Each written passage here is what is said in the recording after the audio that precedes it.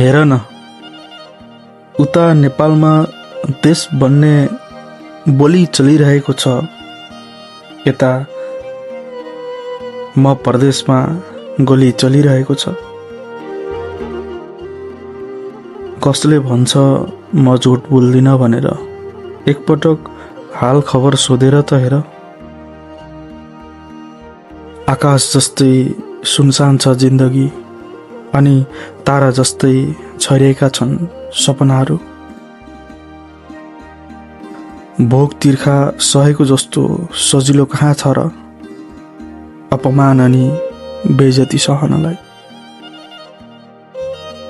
प्रिय मूर्ख, पूर्वजन्म झुटो हो, हाम्रो मिलन अब कसै गरी पनि हुने छैन।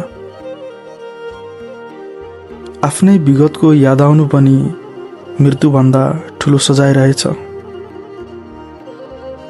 छुटिने बेला छिट्टै भेट्ने बाचा गरेका थियौँ, त्यसपछि हामी कहिले भेटेनौँ।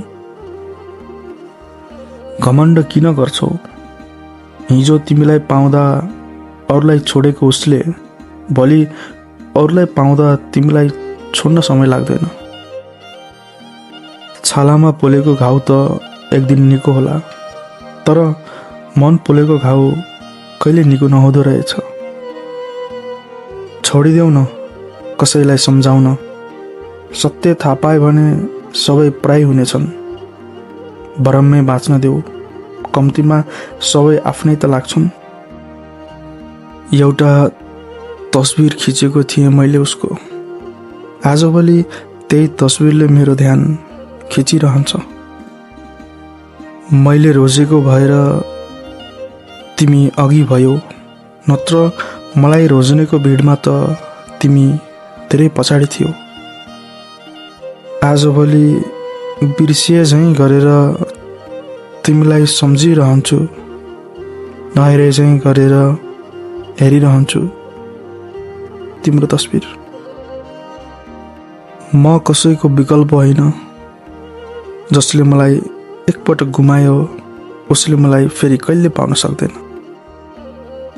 पैसा नै सब थोक कसरी होइन भनौँ, त्यही पैसा कमाउन नसक्दा आफ्नै परिवारबाट बारम्बार वचनको बाँड खानुपर्छ।